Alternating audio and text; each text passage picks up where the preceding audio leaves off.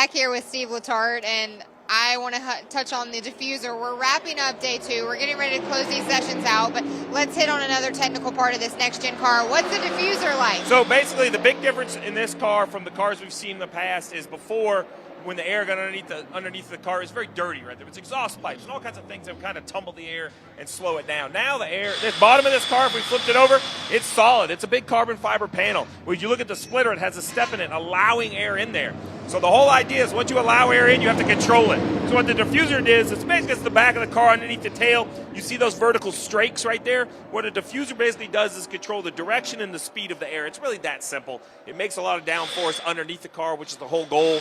A cool safety aspect is when the roof flap comes up, it actually drops a panel underneath to help keep these cars on the ground, which we luckily haven't seen any here at the test. So that panel hasn't been used, but that's all it is just imagine air like a liquid. It pours underneath this car, and to keep it nice and straight, and the speed leaving the car sucks the car down kind of like a vacuum, a big downforce tool. These next-gen cars are they look a little lifted compared to the past generation. The airflow different? Different is the best way to put it. It has to make downforce to go around a corner, but it can make it multiple ways. A spoiler is very easy for the fan to understand. It's like sticking your hand out the window. It pushes down on it. It makes perfect sense. Well, this is kind of even different. This is kind of like if you blow air underneath a flat surface, it actually sucks it down. Like if you put a piece of paper on the wall and you let go of it, sometimes it will stuck to the wall. That's what a diffuser does. It keeps it pulled to the racetrack, which works, but it works differently. It's going to affect the cars by themselves, really affect them together. I think that's why you're seeing so many, groups out here, which is different than most Daytona tests. Definitely a lot to accomplish. Teams are making a lot of these last-minute runs, trying to just take advantage of the time they have left. Steve, final thoughts on day 2? I think Daytona was a success. The pack looked like Daytona. I'm excited to come back in a few weeks.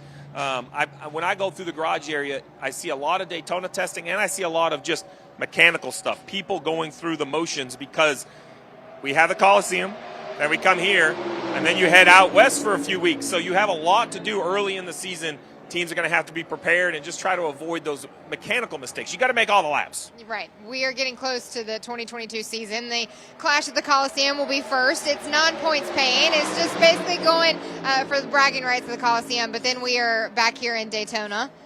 You are going to be back here in Daytona way quicker than all of us. What you covering here soon? I can't wait. In a couple of weeks, we'll be back for the Rolex. It's an event I was always a fan of, but now that I get to cover, it's like the ultimate car show, a car lover's dream. If you dreamt of a car as a kid, it's probably in the Rolex. We see some guys that will be down here. Austin Cindric will be in the event. Some other Cup guys will be taking part, so that's always fun. It's a great way to kick off the race season kind of nationally, more than just NASCAR. So we have that, and then you said the Clash of the Coliseum. But I think the important thing the fan can realize is Speed Weeks is kind of back. I know it's not a full week and a half long, but cars will be on track either Tuesday or Wednesday. We got the duels on Thursday night, trucks, Xfinity Cup. So the feeling post-COVID, right? I know COVID's not gone, but we're back to kind of pre-COVID schedules. We're a week long of cars on the track at Daytona. A lot of events for fans to take advantage of here in Daytona coming up in the upcoming weeks.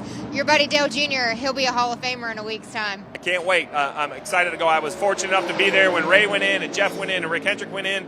Guys I was close to, I got to work with, and it's going to be an exciting day on Friday where I get to sit in the crowd and see him receive the accolades I think he deserves. He's done a great job.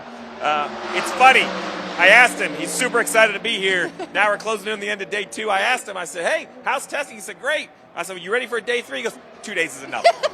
They're long days down here. They're long days. These guys are working hard, but there's a lot of questions. I think he's having fun. Yeah, it's been exciting to watch all these crews go to work here on this next-gen car. If you didn't get enough of 16 hours of Steve Letarte, you can get 24 hours of him at the Rolex on NBC. I'm doing all 24 hours. Up all night. I'm not sleeping. No sleep for Steve Letarte.